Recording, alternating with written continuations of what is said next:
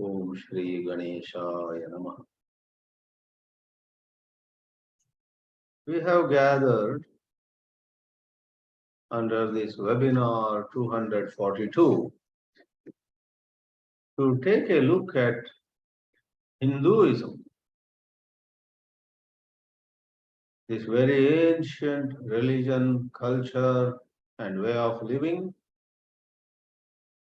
which is in the last couple of centuries called Hinduism, is a subject of great interest these days. Lots of people admire it, and there are many who have reservations about it. Especially these days, there is a certain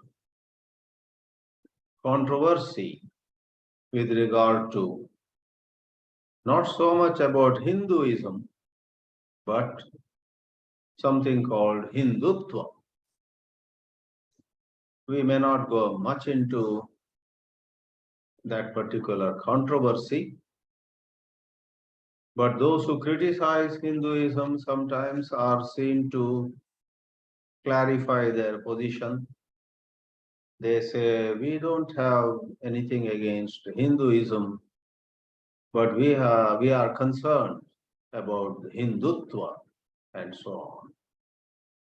So I would once more say, I would not go into that controversy, because logically we have to first understand Hinduism, and probably after several sessions we will be in a position to take a look at what Hindutva could be, what the right understanding of it could be, what has made many people in India and in other countries become quite cautious about it. So our focus presently is Hinduism. We plan to hold some 10 webinars, and this 242 is the first of the 10. As all of you know, volumes and volumes have been written on Hinduism. 10 are also not enough. 100 are also not enough.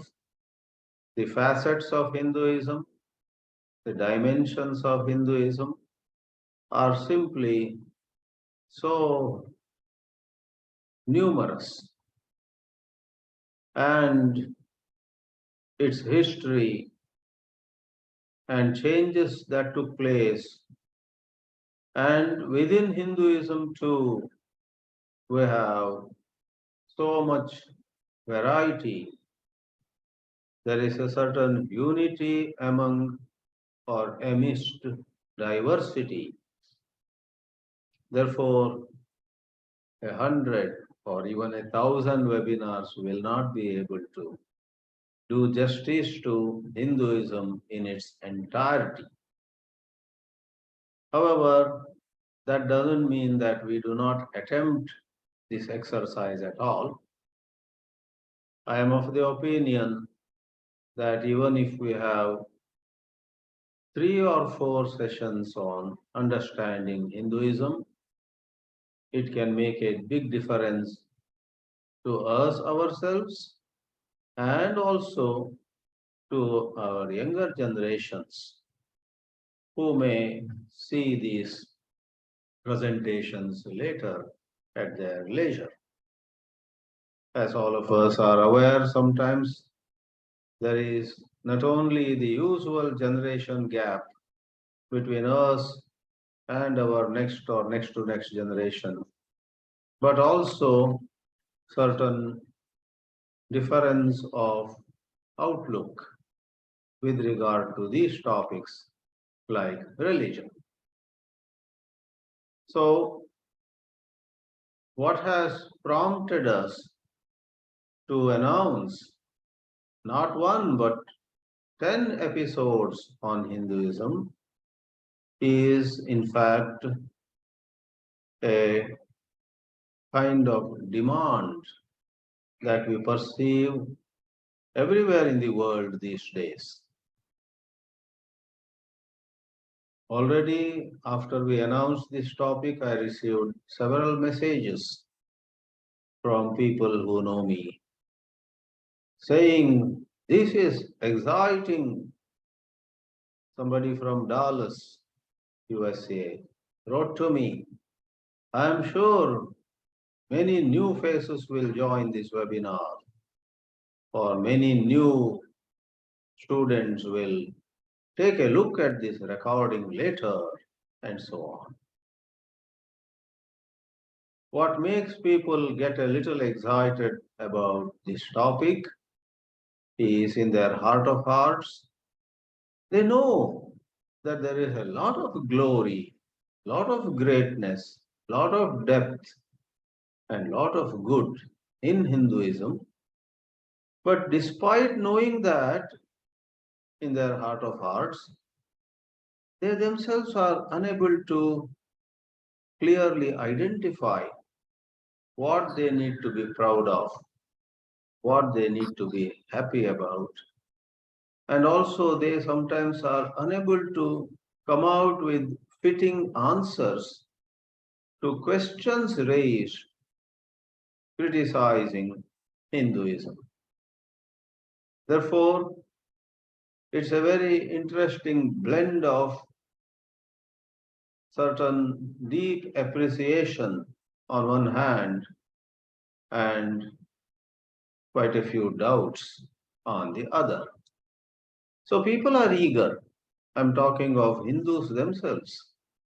They are eager to sort out their doubts and be doubly confirmed, doubly convinced about the virtue of Hinduism. This requires a little bit of systematic study of the components that constitute Hinduism. Called Sanātana Dharma from time immemorial, the word Sanātana itself meaning timeless. This came to be known as Hinduism due to certain Westerners looking at the whole system, whole school of philosophy, whole way of living, whole culture, etc., from their lens, from their perspective. We will take a look at it in one of the slides as we open certain slides. Let me presently do that. So, some simple slides with a few bullets are presented now. Webinar 242 on this date of April 9, 2023 is on Hinduism. Let me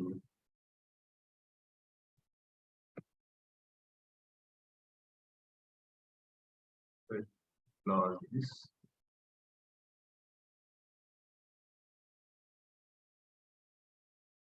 Oh, no, I can. Yes. I bow down before Pujya Swami Chinmayananji, who awakened in me a great understanding of Hinduism and Vedanta, and Sri Ramana Maharshi helped me see a lot of things in greater depth or broader angles of view. I am forever very grateful to these two great masters. With pranams at their holy feet, we take up now. Oh, here we begin now, basics. What makes Hinduism unique? Who is a Hindu? Someone hastily said, in Hinduism we believe in Punarjanma, reincarnation? That answer is partly acceptable because it does not identify Hinduism in a unique way, taking it apart from all other religions. For we know Buddhism, Jainism, Sikhism also have belief in rebirth. Then someone said, no, Hinduism, we believe in God. That, of course, is very inadequate. All the major religions of the world, except Buddhism and Jainism, have God as very central to their whole philosophy. Christianity, Islam, and Judaism, and even Sikhism in India believe in God. So that's not an answer. So, what is it that sets Hinduism apart? One of the most acceptable answers is belief in the Vedas. Vinoba Bhave, Bal Gangadhar Tilak, and many other thinkers in the last century had attempted defining Hinduism, and they highlighted Veda Pramanya. Pramanya means being Pramana. Atindriya Vishayeshu Vedaha Pramanam is an old saying. In lots of things which are beyond our sense and by implication beyond ordinary logic or ordinary intelligence, the Vedas are the means of knowledge. Vedaha Pramanam. Therefore, there is even a phrase, Vedavakya. If you trust somebody in any other matter too, if you trust somebody 100%, then someone would say about you, oh, he trusts that other person's opinion as though it is a Veda Vakya.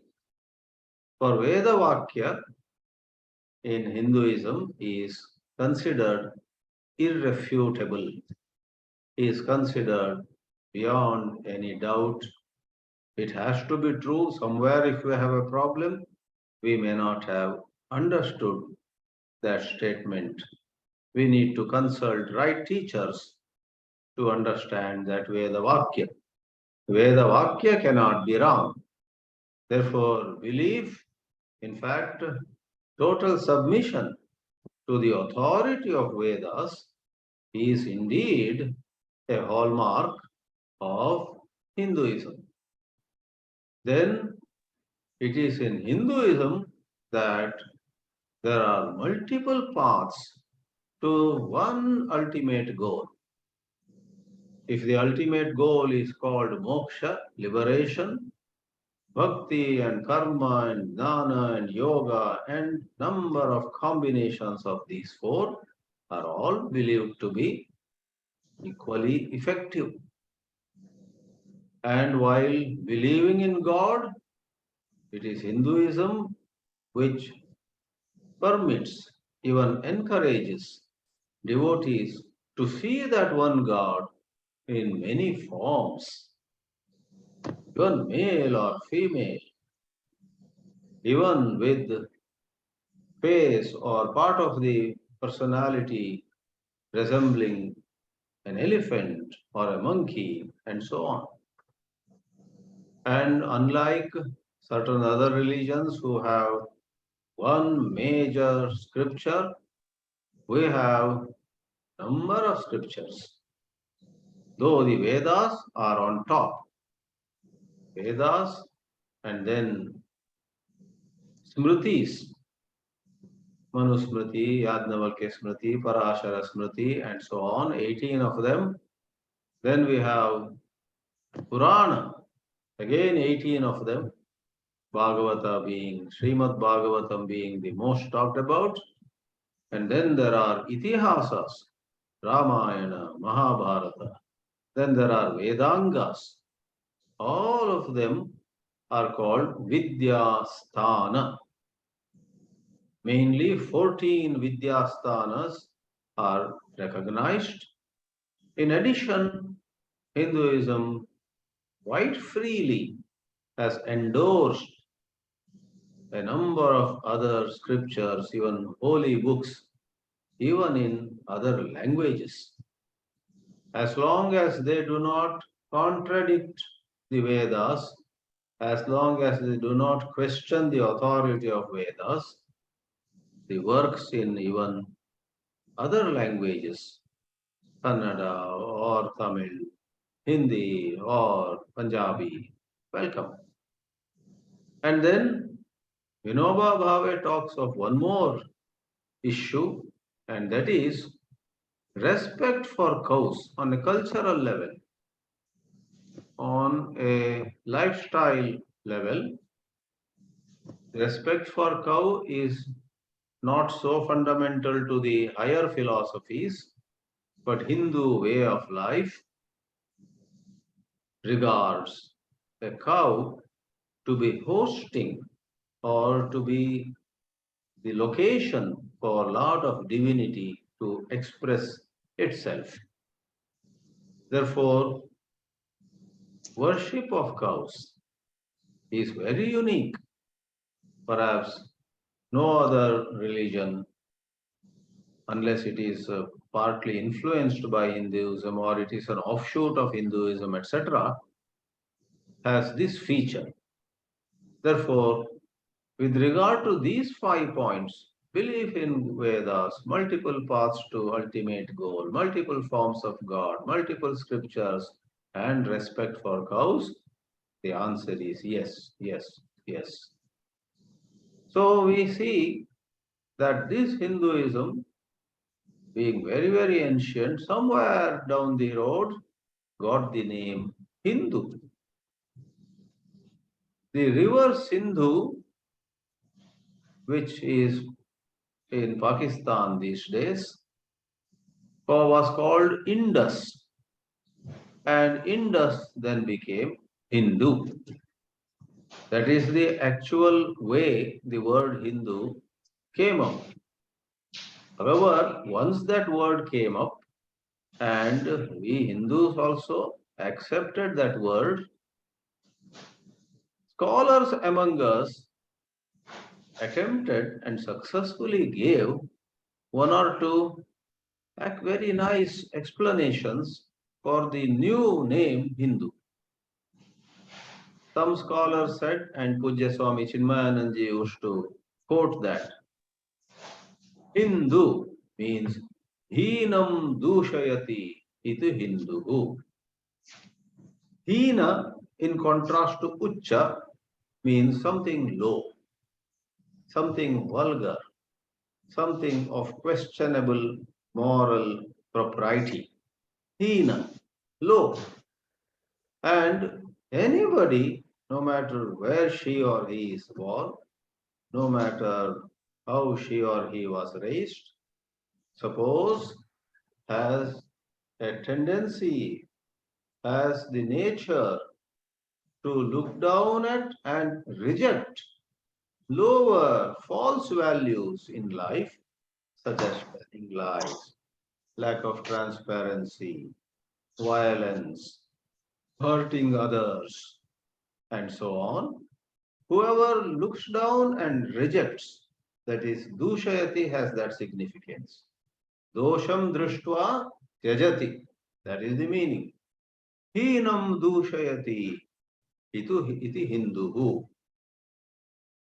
In the United States, one Swamiji from India had gone and established a beautiful yoga center in Virginia, Yoga Will, Swami Sachidananda Saraswati. He was in fact a Guru Bhai of Swami Chinmayananji. In this sense, both of them received sannyasa from Swami Shivananji. Swami Sachidananji, after sannyasa, worked in India and Sri Lanka, etc., for some 10 years, I guess. And later on some invitation, he went abroad, and then the Americans would not leave him. They made him settle there only, and he lived for several decades and established that beautiful ashram. There is also a wonderful temple over there, Lotus Temple, Lotus, shaped like lotus. From above, if you took an aerial view, it looks like a lotus, that temple. But in addition, the word lotus has an expansion.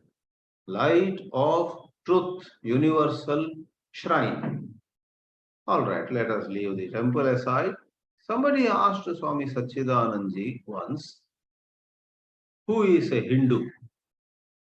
He normally pronounced as Hindu, but probably he was a Westerner who asked the question, who do you call a Hindu? And Satchidanand with a little touch of humor said, that person is a Hindu who would undo anything that is low, anything that is negative. He who would, or she who would undo. So he brought out a rhyme between Hindu and undo. All right, let's now go further to go a little by little into aspects of Hinduism.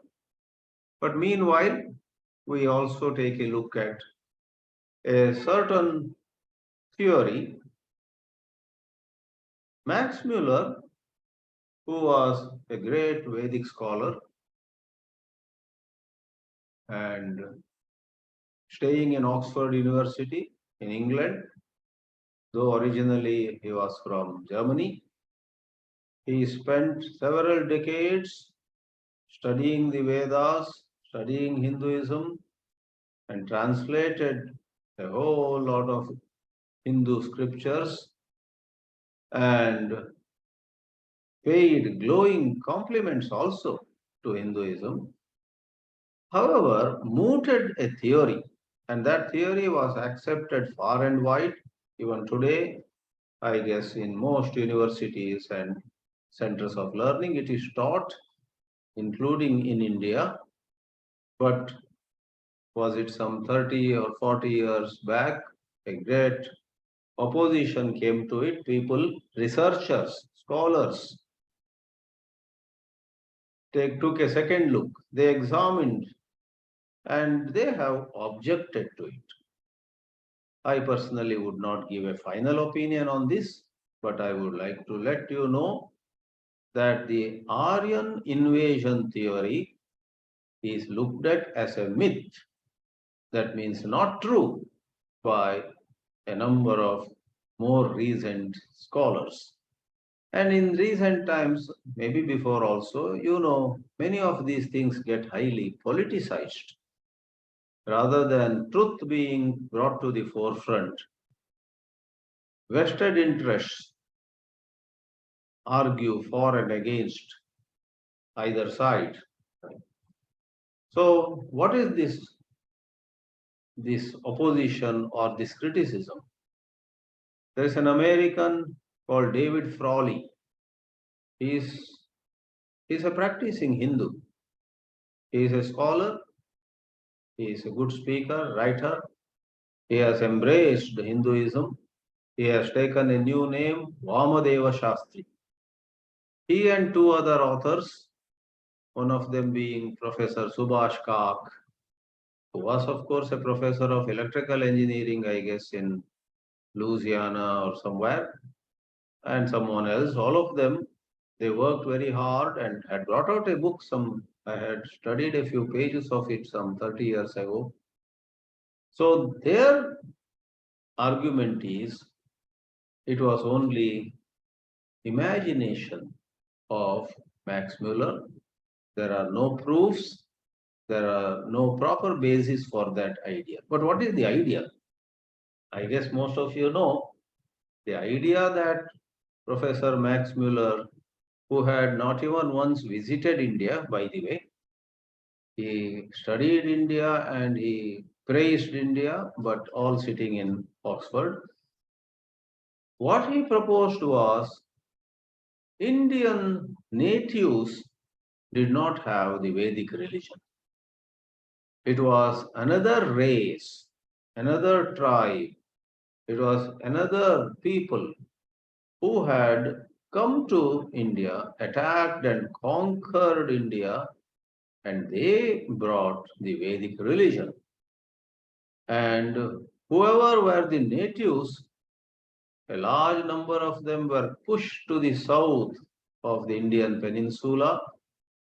And then it was said, those natives, to a great extent, made to run to the south, may be called Dravidas, Dravidians, and those who came from Central Asia, who then ruled over India, were called Aryans, etc. So this Aryan Dravidian division and the proposal that Vedic religion came from outside but took roots here and flourished and prospered, etc., was the essence of Max Muller's theory.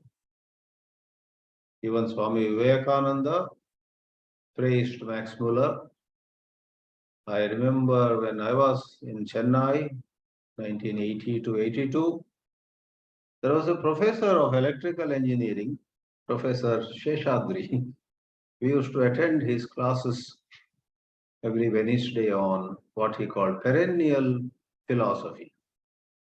And he would take pleasure, quite an orthodox, learned man, he would take pleasure in attaching some Sanskritized names to Western scholars as well as religious figures. For example, even some Islamic names he would take. Muhammad, he would say, Muhammad is, of course, with a little fun, not very seriously, but he would say Mahamati became Muhammad. And Fatima is a Muslim name. He would say that is nothing other than our Padma. So that Professor Sheshadri in one of his classes said to us that Max Muller, is Moksha Mula, giving a compliment. Moksha Mula. Study him, try to see things from his angle of view, and you will progress towards moksha. So, Max Muller's theory has been debunked by a lot of recent scholars. It's a vast subject. For Max Muller also must have given some reasons. One of the reasons, just to give an example, was that, the native Indians were all dark-skinned and the Central Asia people were fair-skinned and so on. That is rebutted by these scholars who say Aryan invasion theory is false, saying that is not true. In our country of India, from time immemorial, everywhere there were fair-skinned people also and dark-skinned people also.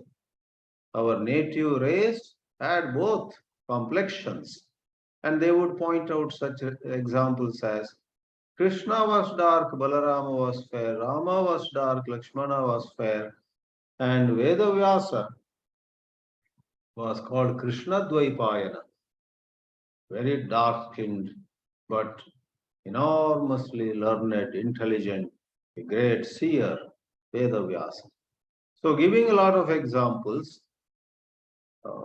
this David Frawley, Subhash Kak, and some other three authors, they actually rebutted and attempted to reject all the background that Max Muller had given or other scholars had given. So those of you who are interested may try to get that book, how the Aryan invasion theory is called a myth and so on. For now, we may keep that in mind because we don't want to simply dismiss Max Muller. He was a very eminent person, but maybe he fell for a fancy, an imagination.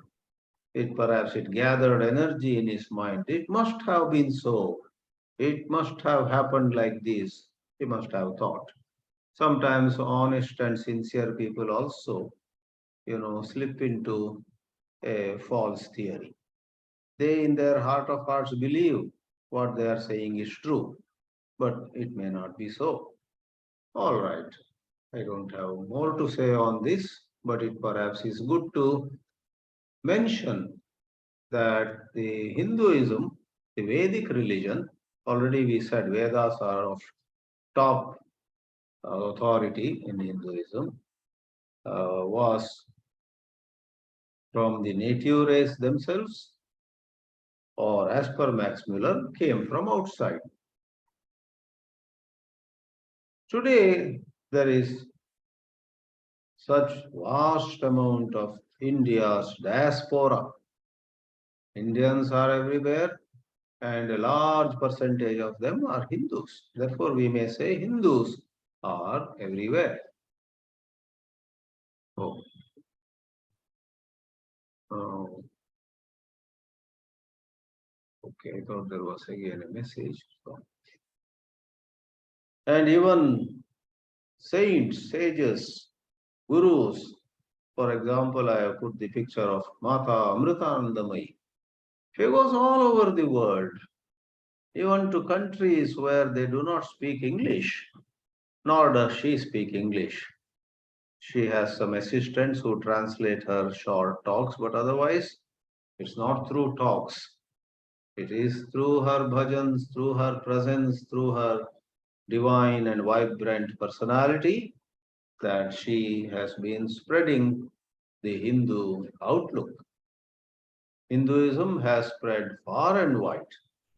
And the second picture, I'm sure, would also interest you. We have today a practicing Hindu, not a namesake Hindu, a practicing Hindu who goes to temples, who offers prayers, and I presume at home also they must be having certain puja and so on.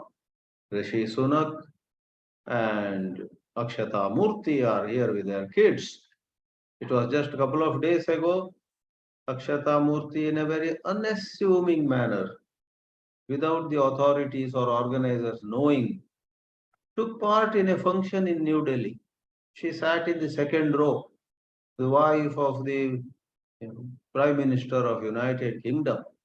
Somehow the organizers had not got prior information, but they of course recognized. They recognized, oh, Akshata Murthy, United UK's Prime Minister's wife is here, and she's in the second row.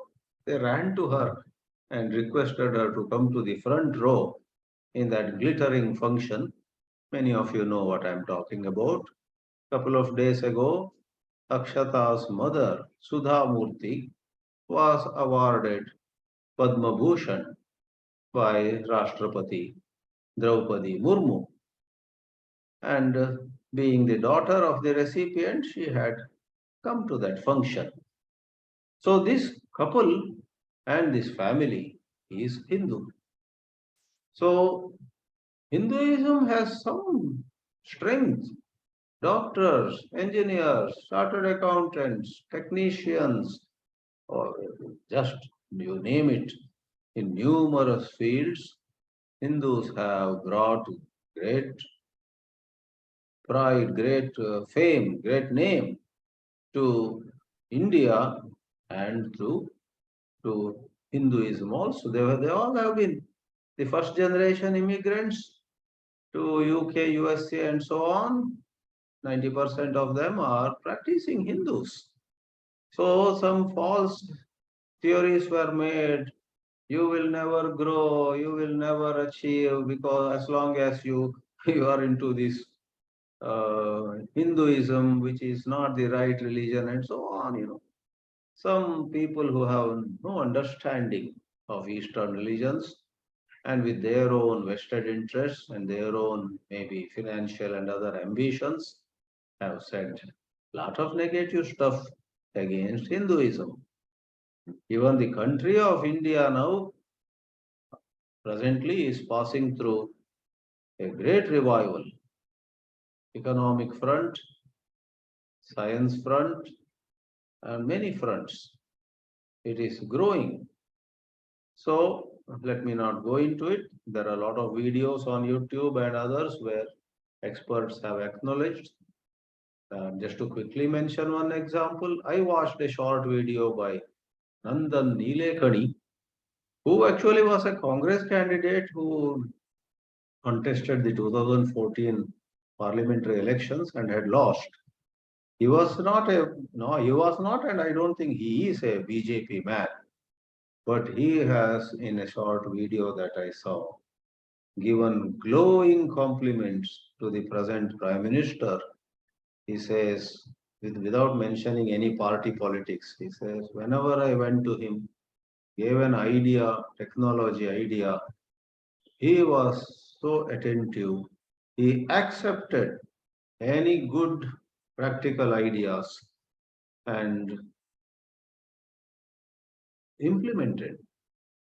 So Hinduism, my idea is not about any politician or any particular prime minister leader, but to imagine Hinduism has some problem in it leading to poverty or leading to some other chaos is a big blunder. Even another congressman, Shashi Tharoor, exposed the facts and figures about how much the British rule had exploited, how much wealth was taken away, shiploads of gold were taken away from India. I'm from Karnataka, and in Karnataka there is a place called Kolar. And until recently, the Kolar gold mine, Kolar gold fields were alive. Gold was available. Now it is gone. During the British rule, lot of gold. Shashi Tharoor has given all those figures in one of his lectures, etc. Lot of gold taken out, shipped to England, shipped to London. And not just gold, so many other things. You know the famous story, how they wanted to ban producing salt in India. And M.K. Gandhi opposed it. This famous Dandi Yatra has become, so historic. Therefore, sorry if I went a little long on it, Hinduism has proved to be having all the potential for growth of personality, growth of blossoming of men and women in various fields of human endeavor. Going further, okay, this adds a little more detail to what was said before. Earlier we talked about multiple forms of God. Hinduism has that broad vision. If somebody would like to appreciate God as Nirakara, no form at all. In fact, there is one more step too. The second bullet talks about it. Nirakara and Nirguna. No attributes also. Akara, as you know, is form or shape. Human form or a human form with maybe a lion's face. We have Narasimha, right? Or Hanuman. That's all Akara.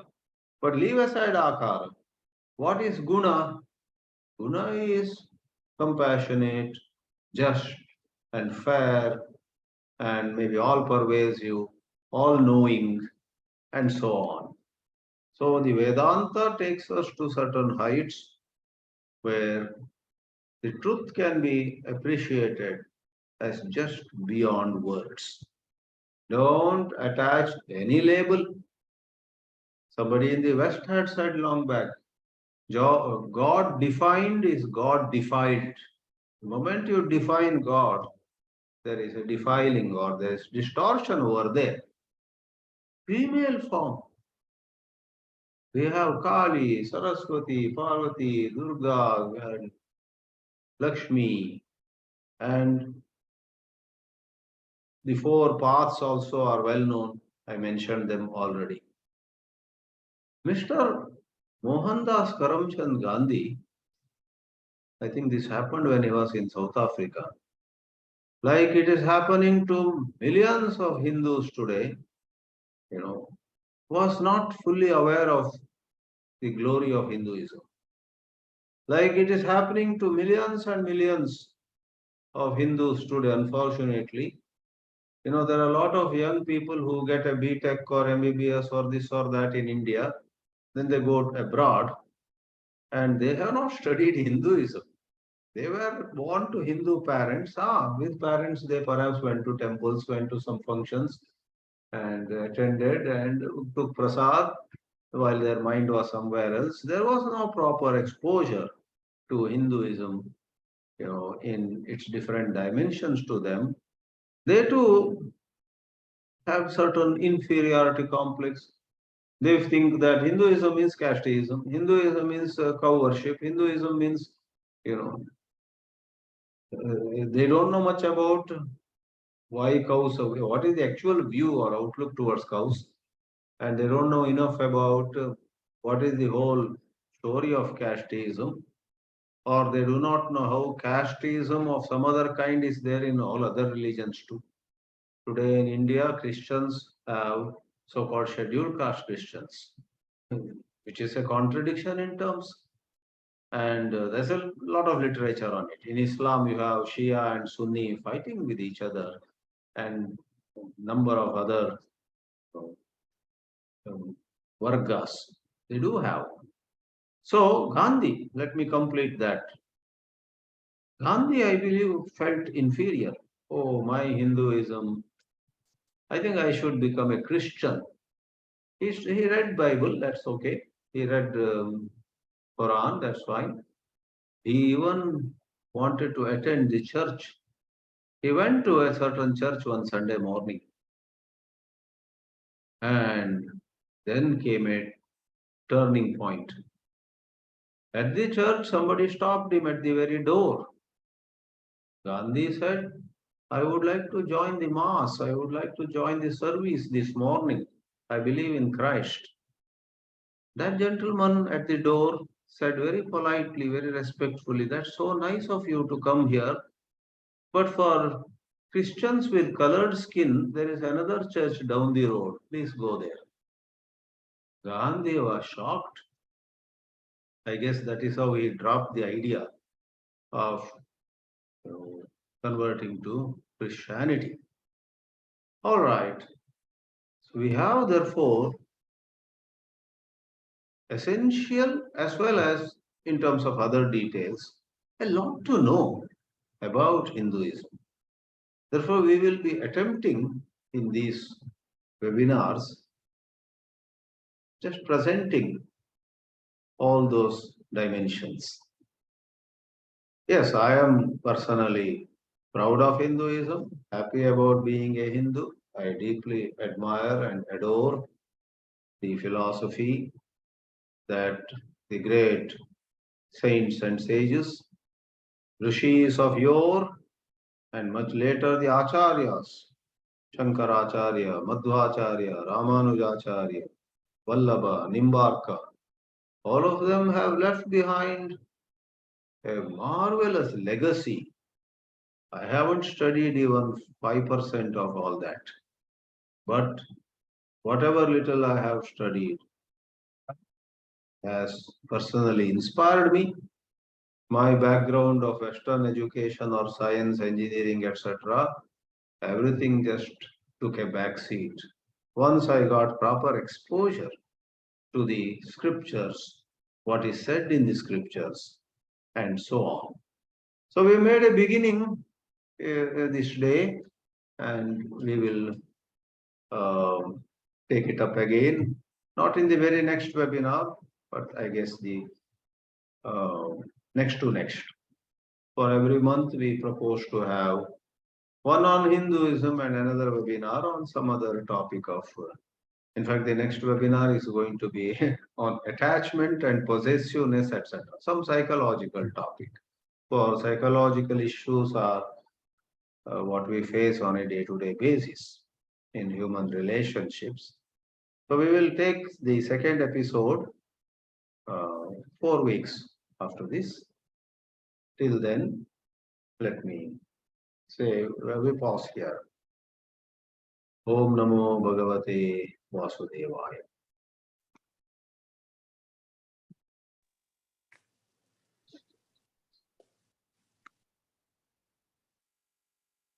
Okay, so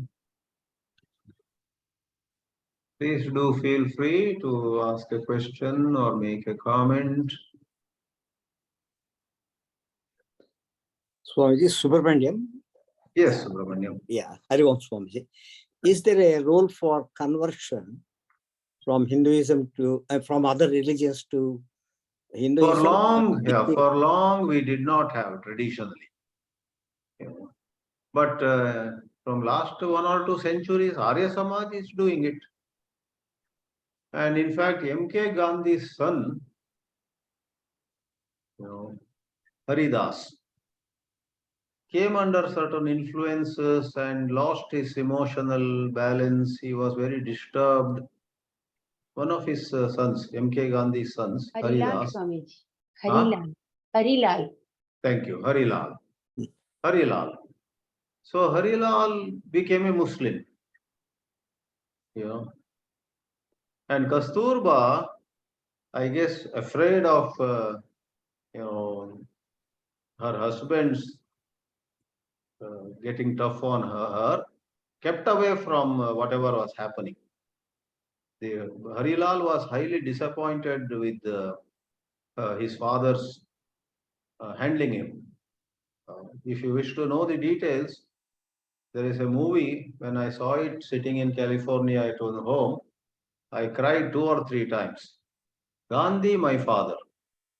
There is a movie. Very touching. Produced by a Muslim director, K.A. Abbas or somebody. But it's about Gandhi and his life.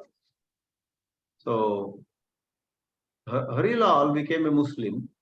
I raised Kasturba's name because till then she was a little bit avoiding this scenario of father and son not going together well. But when she came to know my son became a Muslim, the mother in her said, nothing can stop me now. She ran to Harilal, shed tears, cried, Hari, my dear Hari, why did you do this? And seeing the tears in his mother's eyes, this Harun, his name had become Harun Muhammad or something. So Harun then said, Ma, don't cry, I'll come back. Then Arya Samaj helped him convert back to Hinduism. He again got back to Harilal. And very sad story. Harilal's story would bring tears to anybody. That movie doesn't depict Gandhi as a bad man, but certainly Gandhi's obsession with some views, obsession with the certain ideals, obsession with some kind of, he had a perception. So that cost Harilal a lot. When Pranji Bai in South Africa, Durban, had given a donation earmarked for Harilal to go to UK for higher studies. I'll give you an example of the ideal. So the Father Gandhi said, for me, this Harilal and other boys are all like equal. So what was given by Pranji Bai for Harilal, he gave it to another boy, sent him to UK. And Harilal came crying, Bapu, Pranji uncle had given the donation for me to go to England, right? Why did you give it to other boy? And M.K. Gandhi says, Hari, my dear Hari, other boys are also my sons, number 1. Number 2, Gandhi says, I tell you, you be part of the satyagraha I am doing. That is good for you. What is in England? some high philosophy he talks. So not just that, there are many episodes, there are many things there. Please do see Gandhi, my father, very illustrative. So in that it is shown the conversion to Hinduism is nowadays possible mainly through Arya Samaj, but I guess there are many other organizations which also would do. Or this more later organizations like Chinmaya Mission, Ramakrishna Mission, etc. will have no difficulty in taking somebody who might have been Christian before, Muslim before, and teach him Vedanta, teach him Dharma Shastra, give him a new name. When I taught a course in Chinmaya Mission 98 to 2000, there was one tall, well-built boy from Nigeria. His name was Philip.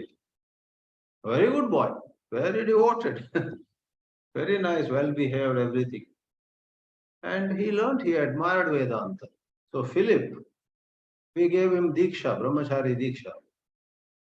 And what name would we give him? Philip became Dilip. Brahmachari Dilip Chaitanya. I have no update on him. He must be in Lagos, Nigeria.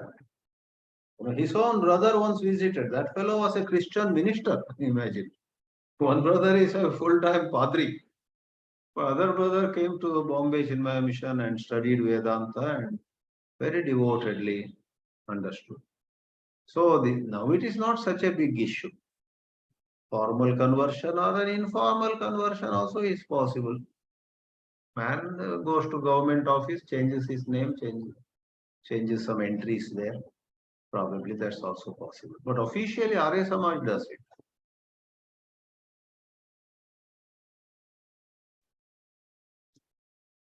There are some chat questions. Okay, Dr. Sonpal has something to say. Swami Vivekananda's Chicago address at the World's Parliament of Religions in September 1893 are very enlightening and inspiring about Hinduism. Of course. Yes, his talks are very inspiring and very informative. And I remember, I should also read all of them again. In the very first talk, he says that Kupa Manduka example. People belonging to different religions are like a frog in a little well who imagines that there cannot be any larger water body than this. So everybody in a particular religion thinks his or her religion is the greatest, etc. So Swami Vivekananda made an appeal in that very first talk, probably 5 minutes or 6 minutes, which received not only thunderous applause, and thereafter every day people were thronging to hear Vivekananda. Thank you, Dr. Sonpal, for mentioning that. Ravindra Murthy says from Boston, would I be wrong if I make the following statement? In the atmosphere of Advaita Vedanta as a system of truth, religion has no place, while any religion, including Hinduism, could find a perfect philosophical and moral basis in Vedanta. How? That way.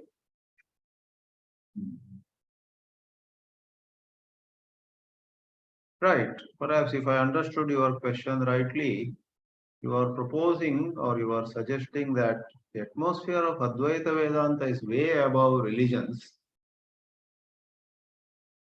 because religion means a lot of symbols, symbolism, particular practices, particular do's and don'ts, and so on. Vedanta goes above and points out the underlying oneness of all life forms, underlying the oneness of even people belonging to different religions. But you have at the same time said religion has no place, while any religion in Hinduism could find a perfect philosophical and moral basis in Vedanta. The Vedanta's principles do support and anchor a whole lot of moral principles, yes. Yeah. Maybe you should elaborate it some other time, articulate it in a more clear manner. But at this moment, Swami Chinmayananda used to say, religions are many, but spirituality is one. And Vedanta essentially is higher spirituality. But it does endorse Hinduism. It can contribute quite a bit to other religions too. So, Kruti Ramamrutam says, should a Hindu be worried about conversions? Yeah, on a practical front, yes, because those conversions would lead to many other consequences. Imagine in a certain village, a lot of conversion took place. And let's say a small number of people said, it's all right, whoever wants to go to any religion, let him go. Suppose they take that view. Once the majority converts to some other religion, there is a high likelihood that the small number will not be allowed to practice their own religion anymore.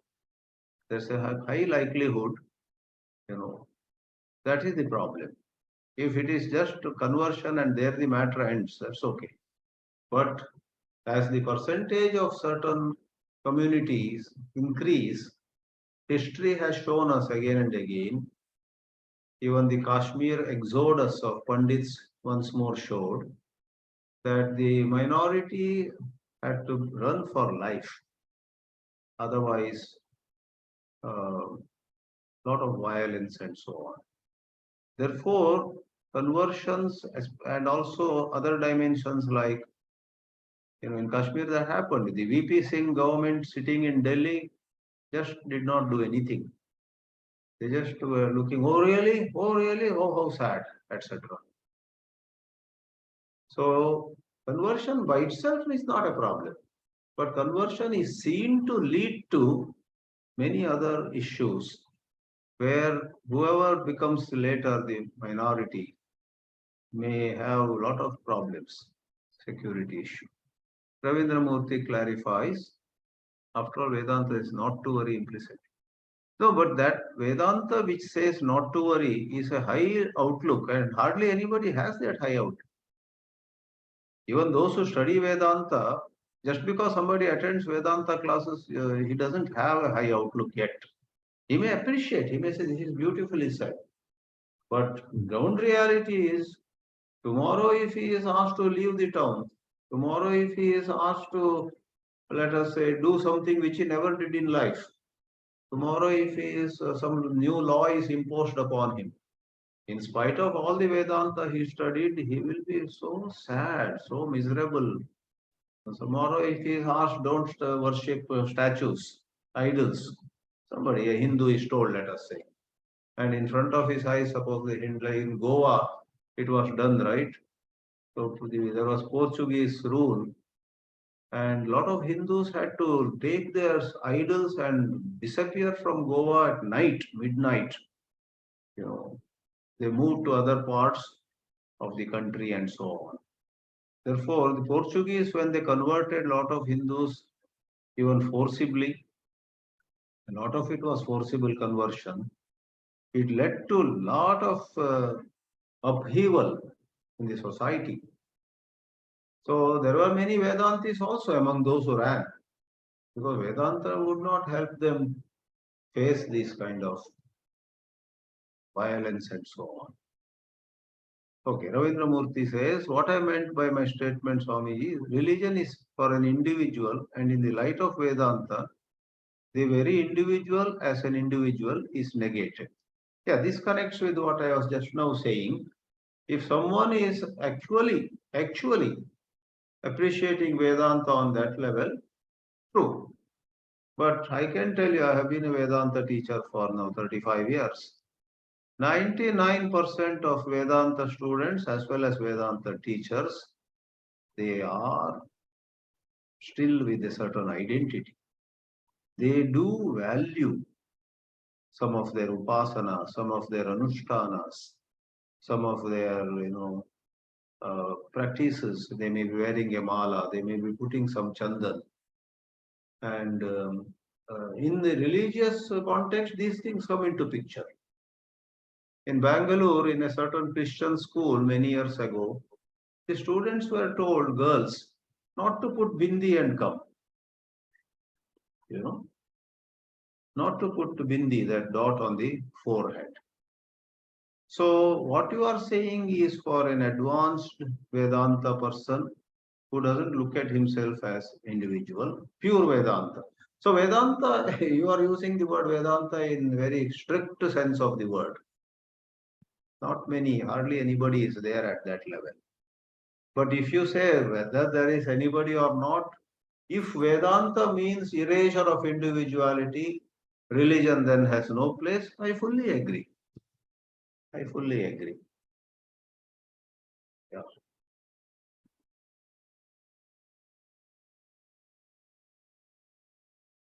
All right. I think we have already exceeded the planned time. Unless somebody has a question to ask, please let me know. Otherwise, we will conclude. Not really. Or note it down. Next episode, we will surely make more time for question answer. This was expected. I'm sure there will be more questions on Hinduism than on so many other topics which we had taken before. Because I had said in the beginning of the lecture also, most of us, including the speaker, on one hand has a deep appreciation, on the other, there are some issues to be sorted out. There are questions to be, answered. All right. Namaste, everyone. See you next time. Hari Om, Swamiji. Thank you, Thank you. Swamiji. Thanks a lot. Hari Om. Hari Om. Hari Om.